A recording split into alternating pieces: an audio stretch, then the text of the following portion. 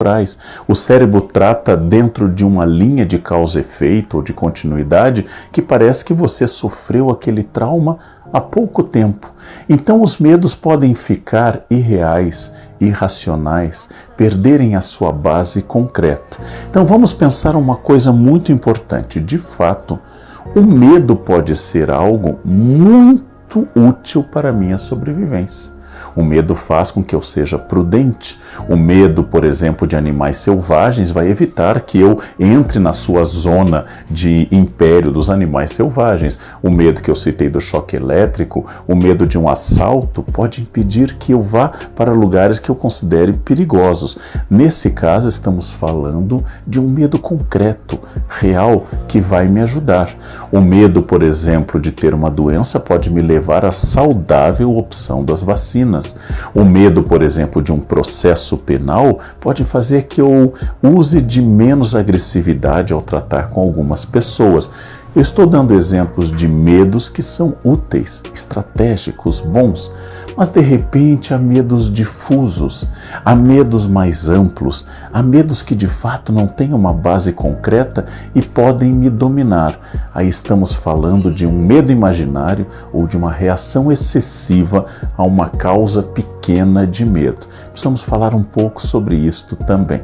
O seu medo, racional ou irracional, é elaborado em grande parte pelo cérebro, que faz com que você reaja a uma situação de perigo. O cérebro tem sua própria lógica, seu próprio tempo e seus próprios mecanismos. A acrofobia, o medo de lugares altos, ou a agorafobia, o medo de lugares abertos ou de multidões, podem não ser reais. Pode ser que eu não tenha perigo de cair, mas meu cérebro detonou elementos físicos e psíquicos em que a minha exposição a um lugar alto ou a um lugar público me leva a um medo muito grande. É claro que o medo é um instrumento de controle extraordinário.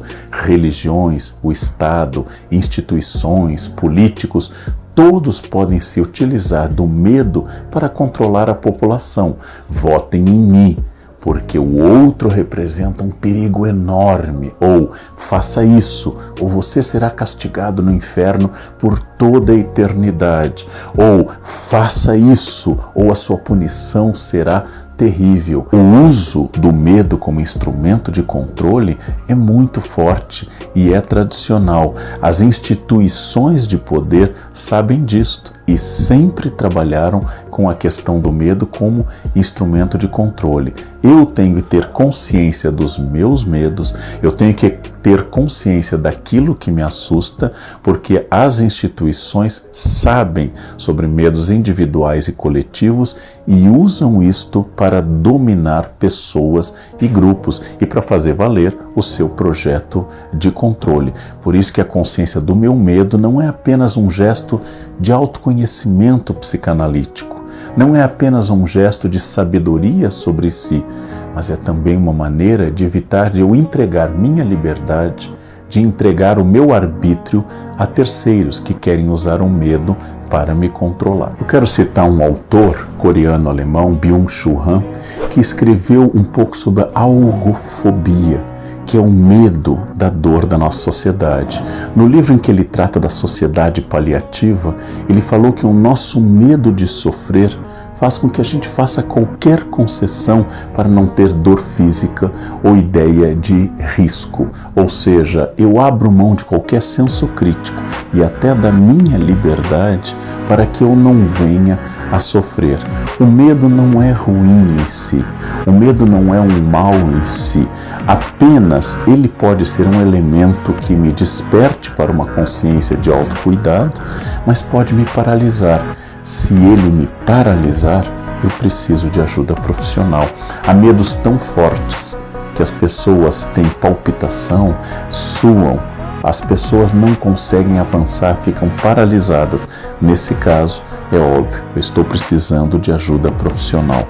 Do ponto de vista filosófico, especialmente de Aristóteles, é importante lembrar que a coragem não é a ausência do medo.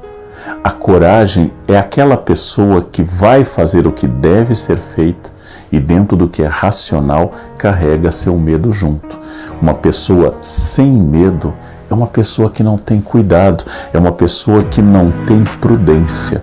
Uma pessoa que o medo paralisa pode ser, se eu não levar em conta doenças psíquicas, pode ser simplesmente um covarde. Mas uma pessoa que pega o seu medo e leva adiante, tenho medo de falar em público, não chega a ser paralisante, eu tenho medo de falar em público. E mesmo assim, eu treinei, eu usei técnicas. Uma das técnicas boas é dizer para o público que você está com medo, que você se sente inseguro quando fala em público. E eu fui lá, apertando as mãos com certa tensão, eu acabo dominando o meu medo ou levando o meu medo para uma ação efetiva e de resultados. Os nossos medos falam muito de nós, não devem ser sufocados. Apenas eu devo distinguir: esse medo é prudente? Esse medo é estratégico? Este medo está me indicando um cuidado que eu deva ter? Ou este medo está me paralisando? Não tem base. Este medo é uma reação excessiva a algo pequeno, já que tudo na vida contém risco.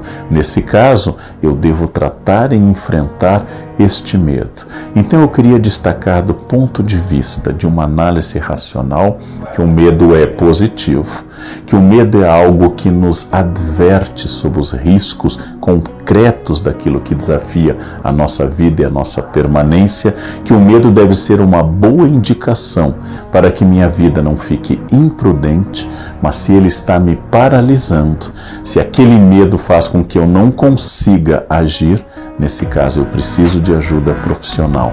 Leia sobre seus medos, discuta com um bom profissional sobre os seus medos.